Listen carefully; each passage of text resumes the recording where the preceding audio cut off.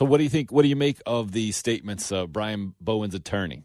Quoted extensively in the state newspaper yesterday. I believe the article comes out, Andrew Ransbacher, basically giving an update at this point on Brian Bowen. He's headed to the NBA Draft Combine. It's in next week, basically a week from tomorrow begins.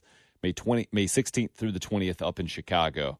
And there are only, 67 guys up there, 67 guys. There are only going to be 60 guys drafted, so take this for what it's worth. But Brian Bowen is headed that way. But his attorney says that he absolutely loves it in Columbia and certainly does not want to leave. He wants to play basketball there and just believes that his client, Brian Bowen, the transfer from Louisville, who the FBI says his family took $100,000 from Adidas to go to Louisville. Bowen says he absolutely had nothing to do with that. Brian does, by the way.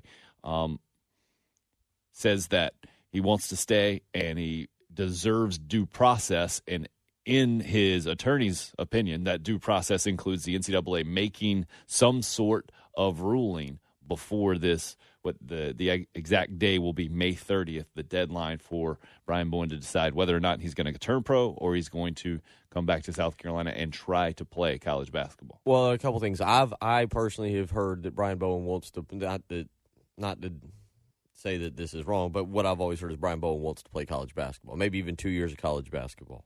That he wants to go through the college process. He thinks he needs to get better.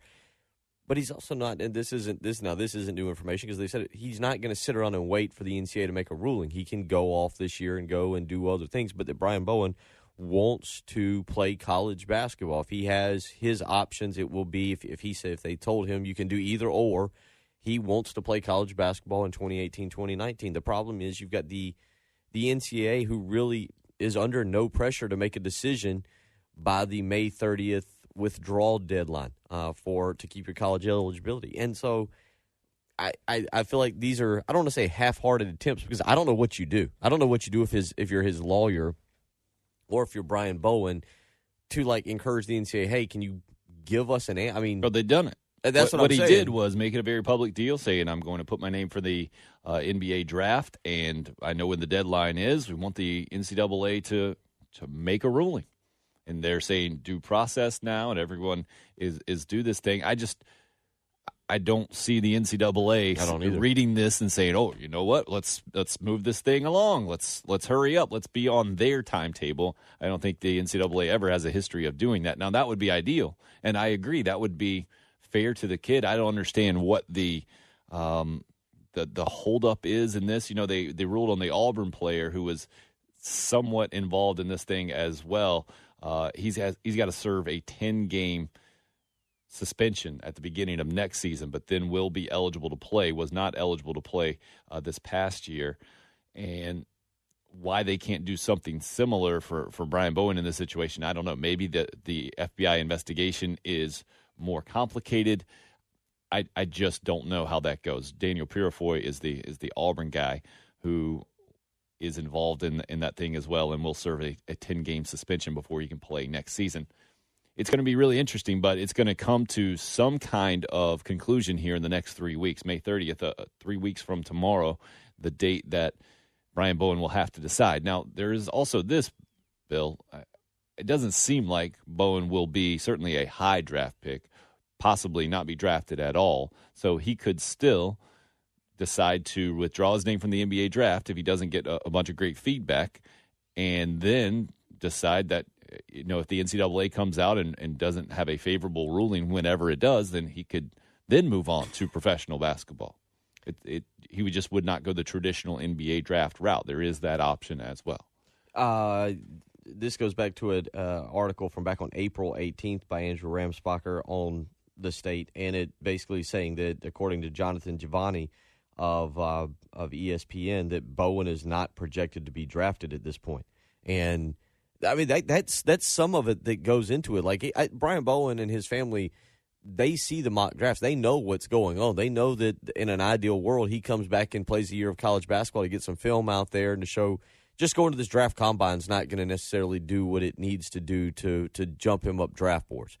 And so the best case scenario is he gets a ruling and comes back, because if he doesn't, he's really, really caught in limbo. You got to hope to either latch on with the G League or with a team and kind of get into the G League, make $30,000 a year, $50,000 a year, or you're going to have to go overseas. And that's nobody's ultimate goal. Nobody comes up and does the things, the number 15 player, number 20 player in the country, and says, all right, my career path is going overseas. I want to go, they want to go play in the NBA. And Brian Bowen and his family know that his career path involves needing to play in college for a year, maybe two, and then going on the NBA. It's kind of fascinating. And, you talk about South Carolina basketball as a whole. Again, there's no winners in this situation. I think last year P.J. Dozier was going to win regardless. He was going to go start his NBA career and make money, and he's doing just fine. The loser was South Carolina basketball. This time, there's no winners in this case. I don't see this as Brian Bowen moves on and starts his professional career.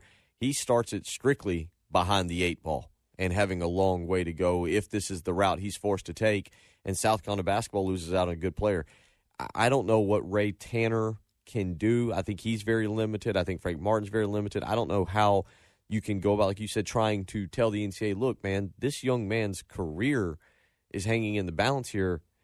What more information do you need? Today is May the 8th. What more information do you need over the next 24 days from the family, from whomever, to make a ruling on this case? Going to be really interesting to see if there's any kind of response from the NCAA here in the next 3 weeks before that May 30th deadline for Brian Bowen to make the decision. He, Chris Silva, and everybody else that has put their name out there and not hired an agent to this point will have till May 30th. It's 10 days after the Combine. We were just looking it up in here. There's a bit of ambiguity. I guess technically the NBA says you have until June 11th, but it's an NCAA thing, I believe, the 10 days after this Combine, the May 30th. So we're thinking those extra 11 days might be for foreign players who don't have any kind of NCAA issues to withdraw their names and go somewhere else, or something to that effect. We'll keep going this morning and get into, do you have a basketball one? Is there a basketball phrase that fans use that just is at the top of your mind of something you would like to eliminate immediately? Mine is the easy one. Hey, ref, you're blind. Like, we can't get better than that. Come on. You're blind, ref. What are you doing out there? You got one off the top of your head that you hear at basketball games specifically as a sports phrase that you would like to get rid of this morning? What's one phrase that we can eliminate? Probably just the random person who yells, shoot it! The shoot it. Just shoot it! You're like, come on, man. You don't just randomly shoot it. It's like as you're running an offensive set and like pass number one, the guy catches it 30 feet from the basket, facing the other basket, and you get to shoot it. Yeah. You got the crack staff of people. Usually you're sitting around that clearly should be commentating the game, not sitting around you, and that's generally led by shoot it guy. But the worst one is then if there's a turnover, it's like, told him should have shot it, man. He didn't shoot it. I mean, he's obviously not listening. I know what I'm doing here.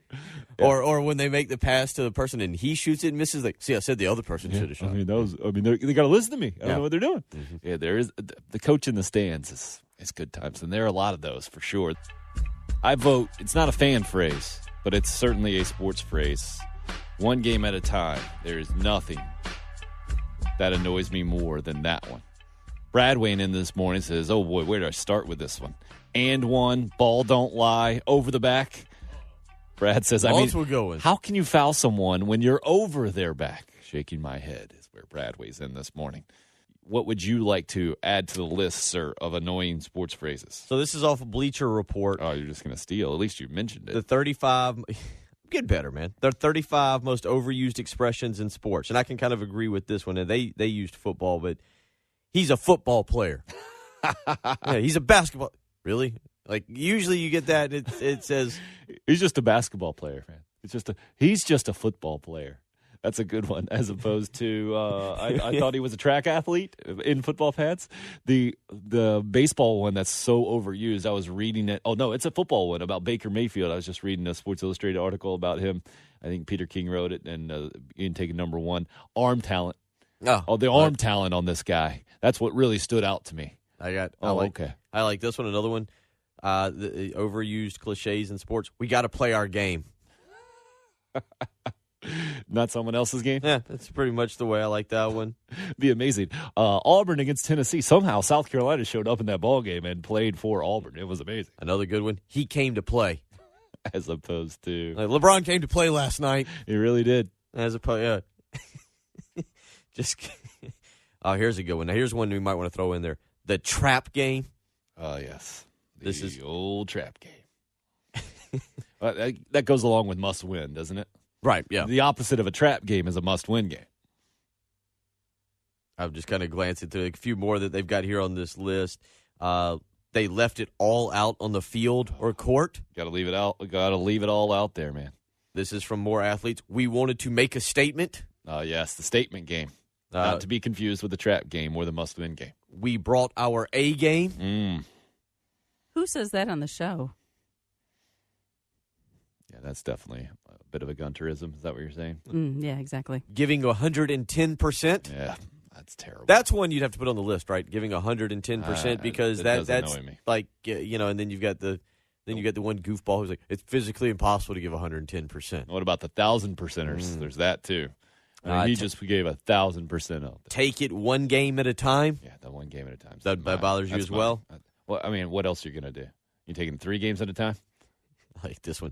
These two teams don't like each other. As opposed to the group who had cookies and milk before the game and then went out there and was like, we're going to No, but these two teams really don't like each other. Kind of like what you're going to get with the Celtics and the Sixers here. But that's the great part. Like everyone on their own team, they all really love each other. You know, that ridiculous notion that, everyone's best friends on this team. Got it. Is overused, we shocked the world? I mean, don't you feel like that's gotten, like, has there ever been a game that I would say you literally walked away shocked from? It's kind of the us against the world mentality. Also, that was on the list. Yep. Here's number 3 is the one you just said. This is a must win. Oh, the must win. That's the worst. Just a couple there. That's on Bleacher. My response is always the same. Or what? Must win or... Well, that's the thing. If it's a must win, it means you must win to keep playing. I do think there are certain times that we say that maybe more so in basketball season. But again, I think I've been pretty clear. Like, if you lose this game, does that mean you can win the rest of them and it doesn't matter? Right. Like, to me, the must win is when you get to the NCAA tournament or you get to the national championship football game. Like, that's kind of where you draw the line on must wins. Okay, so was there a number one? Did they do it? They did it. They put numbers beside this thing on Bleacher Report. You're saying what's the number one? What it is. That's the old Steve Spurrier line. I think he had that in his office and used that very, very often. It is what it is. So it says, this is off of Bleacher Report. It says what it means. It is what it is. What it means. The situation can't be helped or changed. Therefore, it must be accepted. Why I'm sick of it. So it is what it is. Interesting. This is the phrase you'll find at the top of a lot of most annoying words and phrases listed. It's largely used as a cop-out to avoid explaining the situation. It says, I have nothing better to say. So Coach Spurrier, Steven Garcia this spring. What's it good? It is what it is. Yep. Yeah. Let's see what Jim has to say on the Love Chevrolet phone lines. Up first this morning at 803-404-6100. Jim, what do you got for us? Hey, yeah, I get tired of hearing that looks like an SEC defense when they ought to be saying that looks like a Clemson Tiger defense. I saw Y'all that have one a great coming. day. I saw that one coming. Y'all have a great day. Jim's proud of himself for that one. He's going to work. I got him this morning.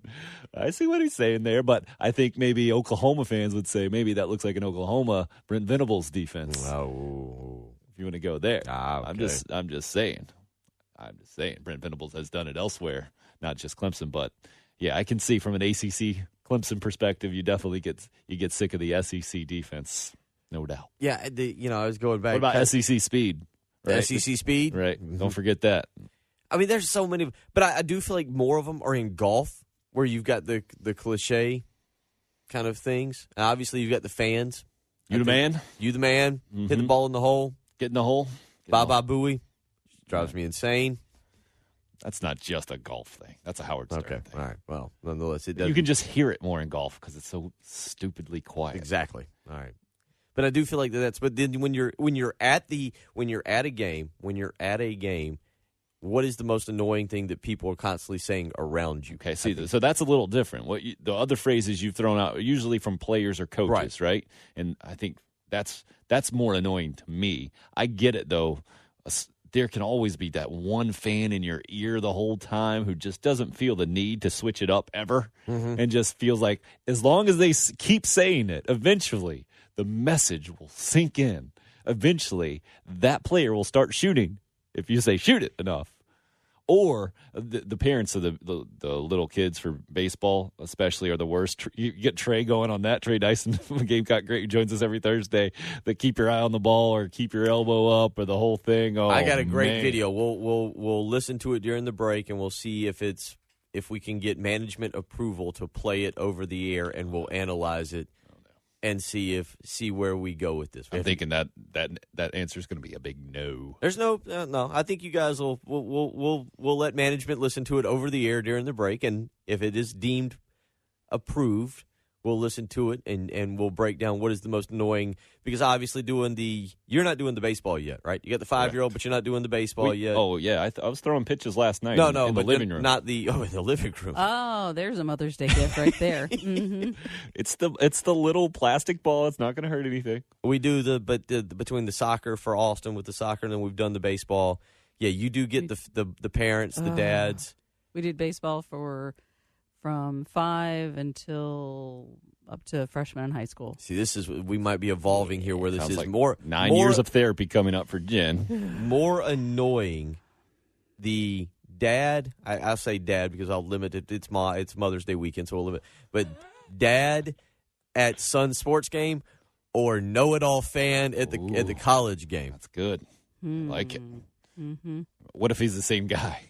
Generally, they are. 9 out of 10 times, they are. If they can coach a 5- and 6-year-old soccer game, they can go run over to South Carolina Stadium at Stone Stadium and coach that group as well. What sports phrase would you eliminate? Today's Frank's Discount Tire poll question. Give 110%. Almost half of nearly 150 votes so far at Tim Hill 1075, where you can go and officially vote via the Shepherd's Glass inbox. Springer hit me up on my email, tim.hill@cumulus.com. He says it's like nails on a chalkboard. When I hear get in the hole or throw it in the dirt, there's always that guy. More of you weighing in via the Shepherd's Glass inbox this morning with sports phrases you would prefer not to hear. A couple of votes, Bill, one from Jimmy D and one from Ann, saying gas baggy hot takes. At least Jimmy D had the courtesy to tag you in that response and try to slip it in and just tag Jen on that one. Interesting. So they don't like the phrase gas baggy hot takes, or they don't like gas baggy hot takes. I'm guessing both. Just the phrase. They enjoy the takes. So if we just change the wording of it, they love the takes. They just don't like the phrase. I'm with them. I can get on board with that. Weasel weighing in this morning says overcoming adversity. Ugh, makes my skin crawl. Robbie says passing the eye test. Michael going with the all-time worst is the parents and coaches at a youth baseball game screaming at the pitcher to throw strikes as if the kid was trying to walk batters. Craig going with a bunch of football phrases. First in the facility, the last out, hand in the dirt, zero technique, flips his hips, has good ball skills. Well done. Eric gives us a personal story. He says, years ago at a Carolina basketball game, a country kid behind me kept yelling, "Give it to Harold," for Harold Martin. I can imagine that got old a little bit. Kelly says, I would love to just see dual threat quarterback be done. Of course, they're dual. I mean, how many could you be a triple threat quarterback? Could you do anything besides run it and throw it? That'd be impressive. Hand it off really well. If you're a triple threat quarterback. At Tim Hill 1075, at Will Gunter with 1L, and she's at Jen Jensen Morse on Twitter if you would like to weigh in and give us some more. Terry would like to do that via the Love Chevrolet phone lines now at 803-404-6100. What do you think, Terry? Well, I think a triple threat quarterback could really punt the ball well. Oh, good point. Randall Cunningham back in the day, the third down quick kick. You got to watch out for him. Yeah, the one that gets me, as soon as I heard y'all put this out there a few minutes ago, bam, it's right in my head. And I may be the only one in the world that thinks this, but when people say stuff like the Floridas or the Clemsons or the anybody's, it just makes my skin crawl. I just don't get it. Well done. So you're saying, Terry, you're the Gamecock Larrys of the world who call into the program. You're not one of those. You're distinctly just Larry. Well, I mean, when you talk about a class of teams, I don't know. It just it doesn't work for me. It doesn't make sense. Thank you, Terry. Appreciate the phone call. A lot of people, I think, have that same kind of reaction when you compare players. He's like whatever, right? Michael Jordan, like Kobe Bryant was like Michael Jordan, and the whole thing is like, no, there's just one Kobe Bryant. Right. There's just one Michael Jordan. To me, I think it does help us get some kind of understanding. I hear what Terry's coming from, though, especially if your team is never in that conversation of, like, you don't hear the South Carolinas of the world. True. I'm guessing that would be the ultimate compliment from Terry's perspective. So then are people okay with the blue bloods when you refer to somebody? Because that's basically what you're saying. The Kentuckys of the college basketball world, the Alabama. Yep. Mm-hmm. Then you just say, does that bother people when you refer to people? It clearly bothers Terry. I still want to go back to where we've taken it is a lot of the announcer, media, sports, the player, coach analogies. What bothers you most at the game? When you're there at the game and you're trying to watch the game and guy in section 3, row 7 or whatever is yelling, and what phrases he's using or what you've been around at a game that bothers you most. And you kind of, because we've all been around that fan, or you are. Let me tell you, if you haven't been around that fan, you are that fan. All right? You are. If you don't look around and go, man, that guy's annoying, it's because you're the annoying fan. It's like the old line about the poker table. If you look around the poker table and you don't see the sucker, guess what? Elizabeth weighed in via the Shepherd's Glass inbox this morning, going with tweet. The Vanderbilt Whistler is one of her most annoying sports issues. Let's hear what Ray has to say on the Love Chevrolet phone lines, 803-404-6100. Good morning, Ray. Good morning. How are y'all today? Doing well. You? I'm doing pretty good. All right, two things. First off, the thing I'd like to see go away is the term walk-off. For God's sake, just use game winner and get it over with. But the difference between the walk-off and the game winner is the game winner can come at any point. The walk-off is you walk off the field, the game's over. It's absolutely ridiculous. A game-winning home run or a game-winning run is all you need. A game-winning touchdown is all you need. I don't think walk-off is a stupid term. But do you not see the difference, Ray? I see where Ray's going with it, and it clearly bothers Ray, and there's nothing wrong with that. It clearly bothers him. I just don't. I like that. I don't know if he understands the difference. Now, the other thing, your triple threat quarterback. Mm-hmm. Maybe he can punt, maybe he can kick field goals, but if he can line up, throw the ball, and then catch it himself, I'm more impressed. Catch, throw, and run. I like that. The old Connor Shaw. Mm-hmm. I think he did that in one game where he caught, threw, and ran for a touchdown in the bowl game. Maybe like Savell Newton, right? Yeah, he could definitely do it. Mm-hmm. Okay. Brian on the Love Chevrolet phone lines would like to get in on the conversation at 803-404-6100. Good morning, sir.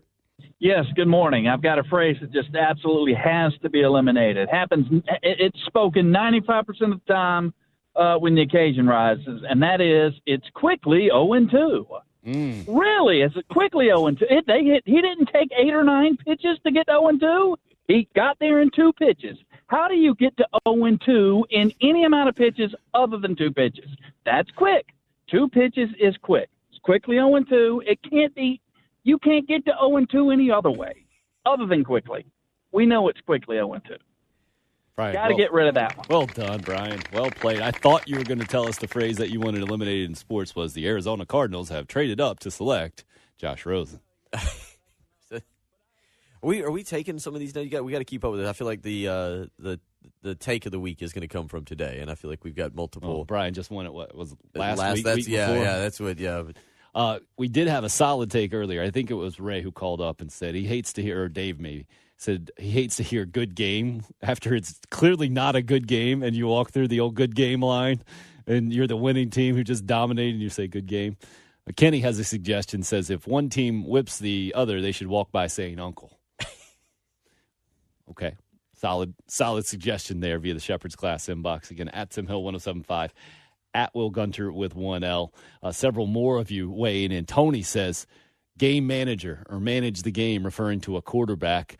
Ray Moore weighing in, saying he can really score the basketball. Yep. Jimmy D, well done with just simply bracketology. I agree Anger. certainly with you. Anger. Jonathan weighs in. He says, always annoyed when people say God was with their team tonight. Pretty sure God has more to do than secretly help one team more. I really appreciate the people who go out of their way when they lose to still mention that. That makes me, like Dawn Staley, I think, really does a good job of balancing that out. No matter when she's addressing a big platform, she makes sure to start there and then go to whatever specifics happened that day. Nick the Quick back in. He says, rubbing is racing is the NASCAR equivalent. There. Okay, all right. Okay. Score the ball, which in basketball is the only way to score. Alt weighing in this morning, and Ben Lippen football weighing in. Quote, they can't let this game turn into a scoring contest.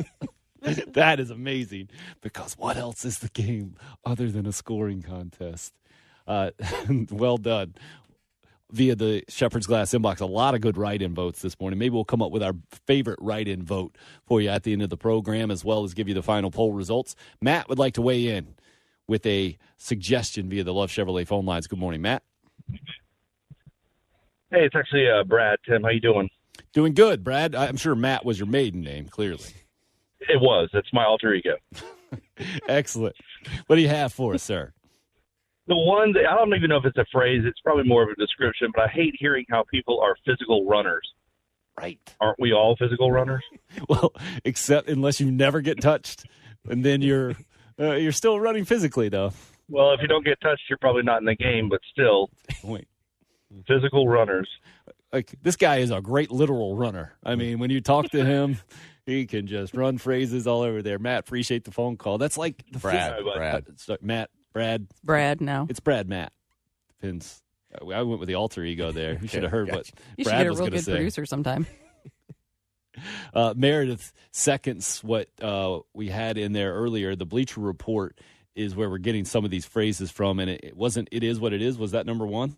Yes. Meredith seconds that one. She does not enjoy the "it is what it is." And then Brandon weighing in with "momentum has shifted," a.k.a. somebody scored that wasn't the winning team.